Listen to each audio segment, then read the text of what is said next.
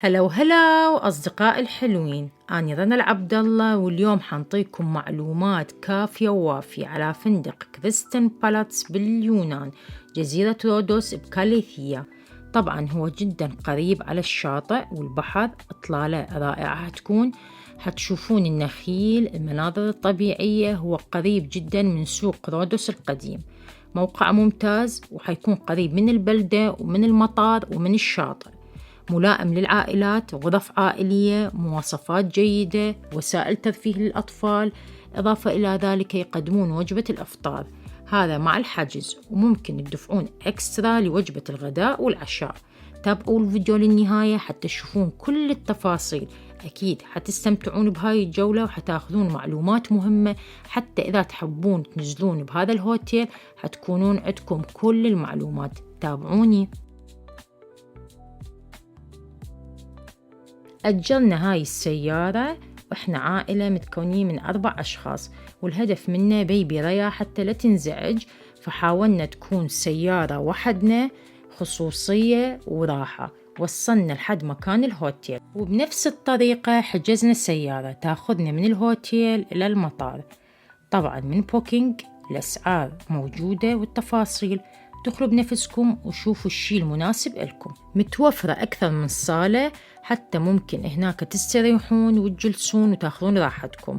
أكثر من ديكور، إطلالات ساحرة، طبيعة واو، أكيد البحر، إطلالة رائعة، شيء ولا أروع. الفندق يوفر لكم عدة خيارات مناسبة حتى تحجزون الشيء المناسب لكم.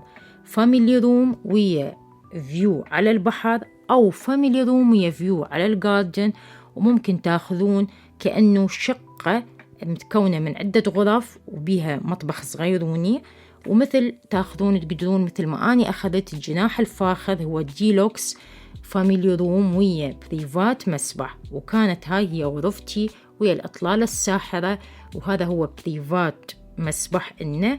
إضافة لذلك المسبح الأكبر والبحر حيكون هو مطلع علينا، فممكن نشاهد هذا الفيو الكلش حلو اللي استمتعنا جدا به.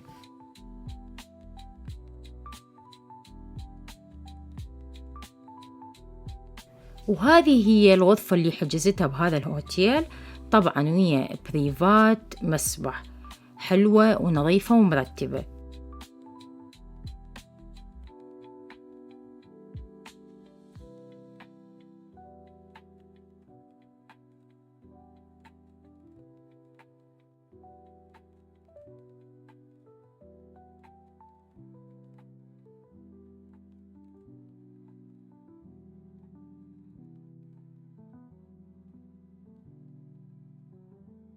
أما المسابح يا أصدقائي بهذا الهوتيل، فأكو مسبح كلش كبير بمنظر طبيعي خلاب، طبعا إضافة إلى الشجيرات والنخيل، شكله كأنه واحة.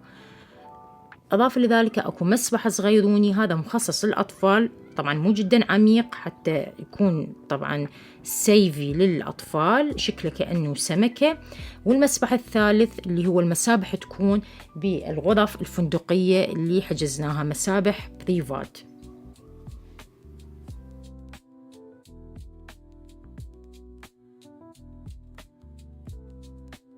أما بالنسبة لصالات الطعام اللي عندهم مطعم داخلي اللي هي صالة كبيرة، معظمها تكون وقت الوجبات الأساسية تكون بيها، اللي يسموها هي أولمبيا اللي هو مطعم الداخلي. وعندهم مطعم خارجي اللي هو بلو كيتشن، يجنن على الأطلال البحرية، يم النخيل يم المنظر الطبيعي.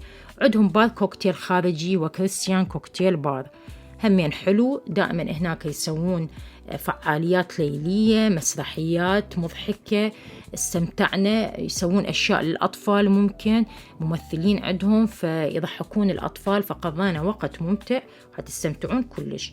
هاي كل المعلومات انطتكم إياها على هذا الهوتيل. الأسعار تبدي من 200 إلى 400 لليلة الوحدة، حسب أنتو يا غرفة حجزتوها. أتمنى حبيتوا الفيديو، وأتمنى المعلومات فادتكم. لا تنسون تنطوني لايك، هذا اللايك والتعليق أكيد حيصعد التفاعل. أشوفكم فيديوهات ثانية، باي باي.